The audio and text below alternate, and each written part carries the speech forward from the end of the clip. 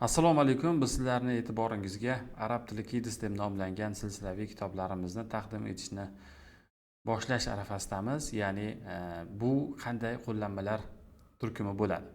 Arab tili Kids bu asosan 5 yoshdan boshlab o'qitsa bo'ladigan qo'llanmalar tarkibi.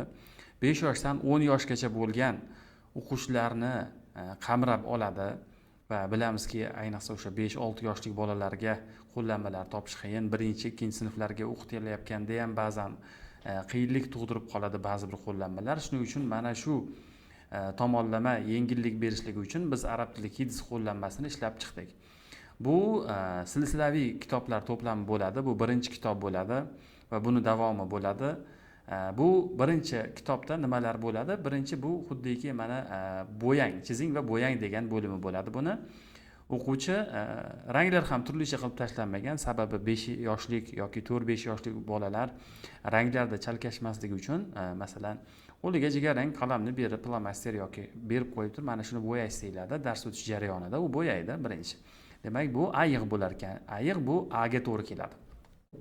Avvalgi qo'llanmalarni kuzatadigan bo'lsak, ko'pincha masalan A ga masalan asad beriladi, S ga sa'lab beriladi yoki bo'lmasam B ga bittih beriladi avvalgi qo'llanmalarda. Endi 5 yoshlik bola bittihni arabcha ekanligi va u arab tilidan olingan o'zbek tiliga so'zligini tushunguncha muammo bo'lmasin deb biz qulayroq bo'lishligi uchun ayiqni eslab qolsa u A deydi, ya'ni alif A.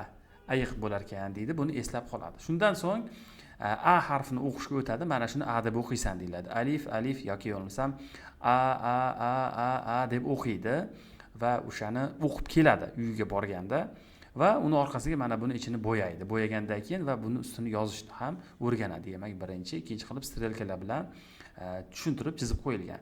Shundan so'ng B ga baliq masalan B harfi ko'radi, demak buni bo'yaydi. Mana shunga o'xshatib dars davomida bo'yasa ham bo'ladi, zerikmaydi. Xuddiki u bo'yayapman deydi, asli B ni o'rganayotgan bo'ladi. Bu ham bir qulayroq uslub hisoblanadi. Shundan so'ng endi buni B deb o'qiymiz deyiladi. Demak, B deb o'qishni boshlaydi. B mana bu nima edi desa, avvalgi darsda o'tilgan yoki bitta darsda ikkitadan o'tsa ham bo'ladi bu harflarni. B deb o'qishni boshlaydi. Hammasini mana shunday qilib o'qiydi. Bu unga topshiriq bo'ladi va keyin yozishga o'tadi. Bu qo'llanmani birinchisida faqat alohida holati tushuntirilgan, ya'niki so'zni boshida, o'rtasida, oxirida deganlari ikkinchi kitobda beriladi va uchinchi kitobda qulayroq, soddaroq matnlarga o'tiladi.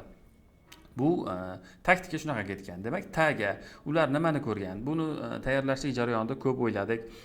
5 yoshlik bola nimani ko'rgan bo'lishi mumkin? Taga tarvuz desak bo'ladi masalan yoki tarakanni oldik biz, qiziq bo'lsin degan ma'noda. Demak, bu yerda ham ta deb u ta b. Mana shunday qilib o'qishni o'rganib ketadi. Fa ga sariyog', endi talaffuzini qo'ldan kelganicha tushuntirib berilaveradi dars davomida.